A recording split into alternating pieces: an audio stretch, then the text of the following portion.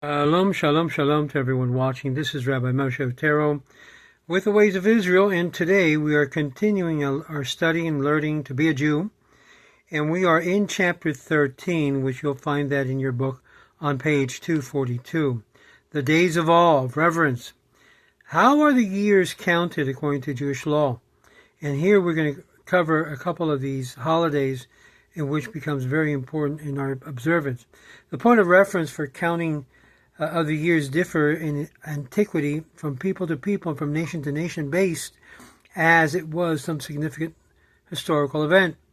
Usually the reign of a new king marked the year, one in the reign of so-and-so and so-and-so, and thus counted continually until a new king arose and the clock was turned back to the beginning. These years were used to date the official documents and record of historical events. The Bible offers many examples of such usage.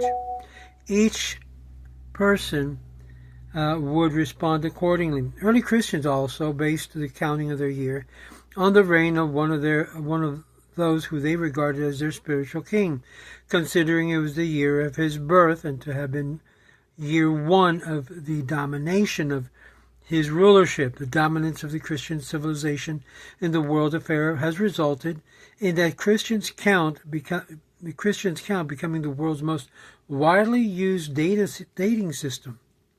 While Christians use intrinsically religious postscripts, as in the expressions BC and AD, before Christ and after his death, Jewish texts never use these references. Intrinsically, they use BCE, before the Common Era, and CE, Common Era.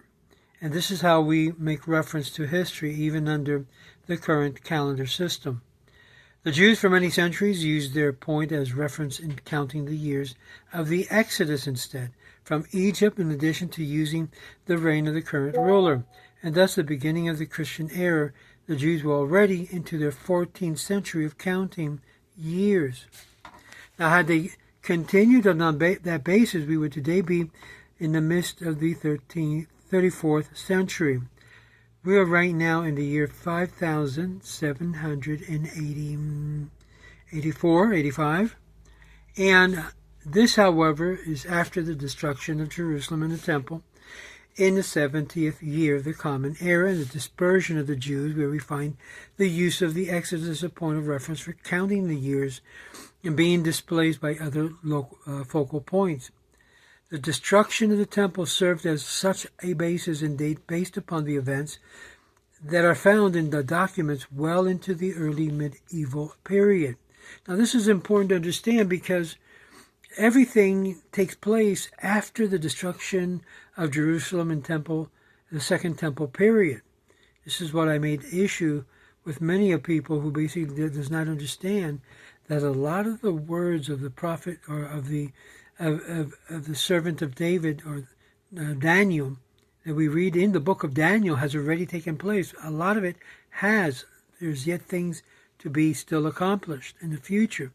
But a lot of the things that is referenced by Christian theologians have already taken place.